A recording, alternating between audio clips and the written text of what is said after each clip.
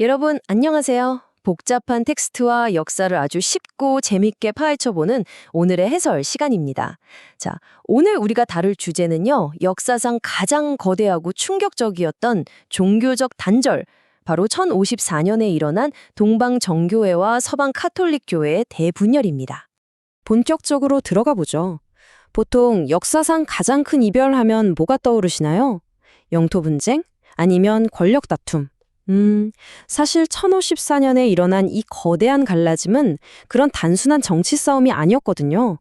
말 그대로 신학, 예배 방식, 그리고 교회라는 거대한 조직 구조 전체가 쾅 하고 정면 충돌한 사건이었습니다. 1000년 동안이나 하나였던 거대한 교회를 완전히 반으로 쪼개버린 그 진짜 이유가 무엇인지 지금부터 하나하나 파헤쳐보겠습니다.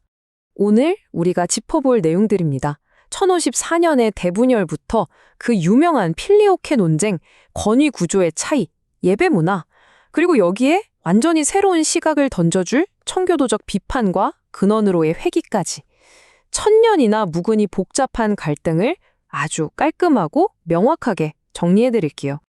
자, 그럼 첫 번째로 1054년 대분열, 동서방이 어떻게 갈라졌는지부터 시작해볼까요? 앞서 말씀드렸듯 이게 그냥 리더들끼리 기분 상해서 싸운 게 결코 아니에요. 지리적으로 완전히 동방의 정교회와 서방의 카톨릭이 등을 돌려버린 거죠. 그러니까 도대체 신을 어떻게 이해할 것인가? 그리고 신이 세운 교회의 권위는 어떻게 작동해야 하는가라는 정말 뼈아프고 근본적인 질문에서 균열이 시작된 겁니다. 두 진영은 완전히 다른 세상을 향해 걸어가고 있었던 셈이죠. 그렇다면 두 번째, 대체 그 거대한 신학적 도화선이 무엇이었는지 필리오케 논쟁을 살펴보겠습니다. 여기서 아주 낯설고 어려운 단어가 하나 튀어나옵니다. 바로 필리오케인데요. 라틴어로 번역하자면 그리고 아들로부터라는 뜻입니다.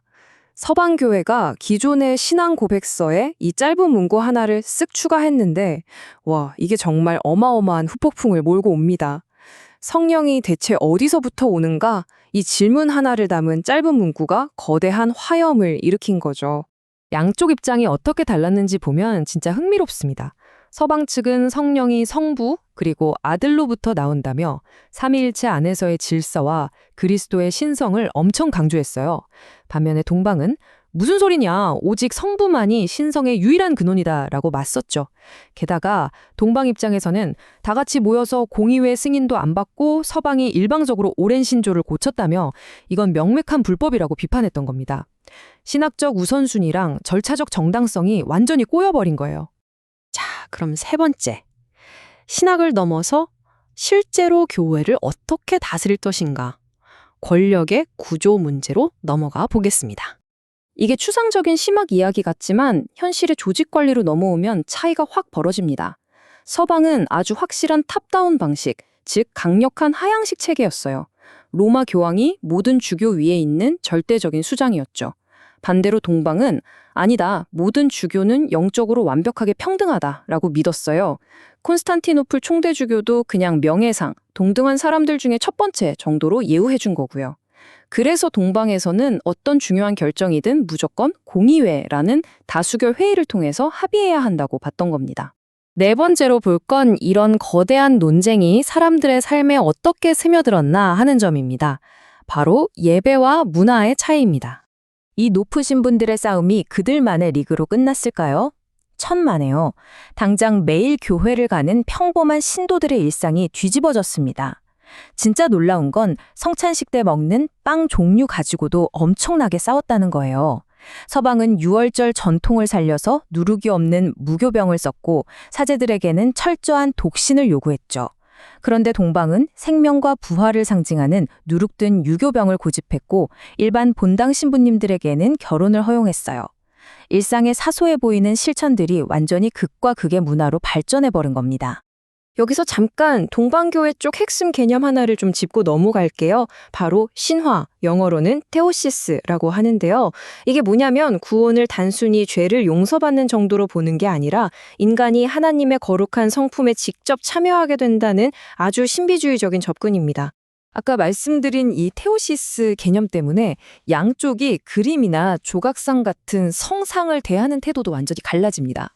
서방 사람들은 좀 실용적이고 법률적이었어요.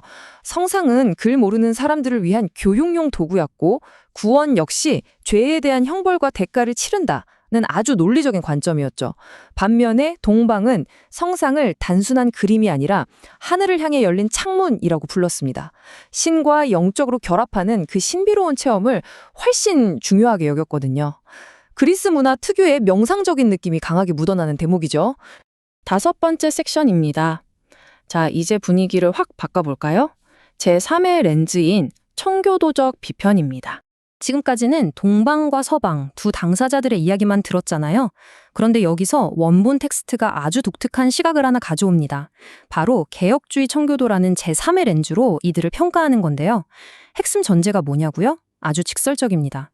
동방이든 서방이든 결국 양쪽 다 성경의 절대적인 권위보다 자신들이 만든 인간의 전통을 더 높은 자리에 두었다는 거예요. 교황이 최고다, 아니면 다수가 모인 공의회가 최고다 싸웠지만 결국 둘 다 성경 말씀 위에 군림해버렸다는 게 이 날카로운 비판의 뼈대입니다. 이 비판을 3가지 기준으로 깔끔하게 나눠보겠습니다. 첫째, 성경의 충분성입니다. 교황의 칙령이나 복잡한 공의회 없이도 구원에 필요한 지식은 오직 성경 하나면 충분하다는 겁니다. 둘째는 예배의 순결성인데요.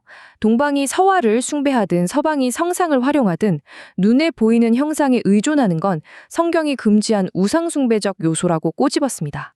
마지막 3번째는 앞서 본 동방의 그 모호한 신비주의 대신 오직 그리스도의 의로움이 우리에게 전가되어서 의롭다고 명확히 선언되는 법정적 칭의를 핵심으로 강조합니다.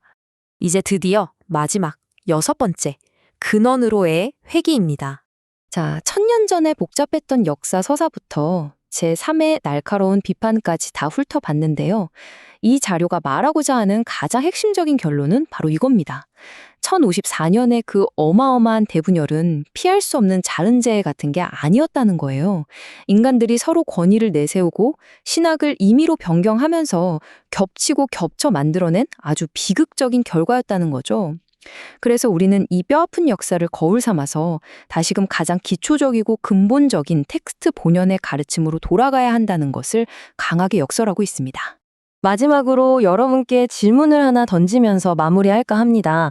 이 1000년 전의 종교적 이야기를 넘어서 우리가 살아가는 이 시대에도 오랫동안 굳어진 사람들의 전통과 변하지 않는 가장 근본적인 진리가 정면으로 충돌할 때가 있잖아요. 그럴 때 우리는 과연 무엇을 나침반 삼아 앞으로 나아가야 할까요? 이 치열했던 과거의 논쟁이 지금의 우리에게도 날카로운 통찰을 주고 있는 것 같습니다. 오늘의 해설 시간은 여기까지입니다. 이 거대한 질문에 대한 해답, 여러분 각자의 마음속에서 한 번쯤 깊이 고민해 보시길 바라면서 오늘도 배우고 탐구하는 즐거운 하루 보내세요.